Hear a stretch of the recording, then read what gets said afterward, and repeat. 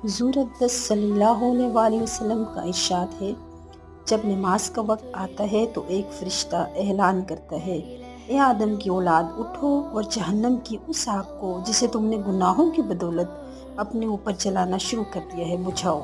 चुनांचे दीनदार लोग उठते हैं, वुज़ू करते हैं, ज़ोहर की नमाज़ पढ़ते हैं, जिसकी वजह से उनके गुनाहों की सुबह से ज़ोहर तक की मग़फ़िरत कर दी जाती है।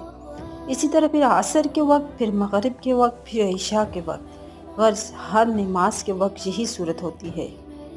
इशा के बाद लोग सोते हैं और सोने में मशगूल हो जाते हैं, और इसके बाद फिर अंधेरी रात में बाज़ लोग बुराइयों, ज़िनाकारी, बदकारी और चोरी वगैरह की तरफ चल देते हैं, और कुछ लोग ऐसे होते हैं जो भलाइयों की तरफ यानी नमाज और वजीफ़ा वगैरह की तरफ चलने लगते हैं।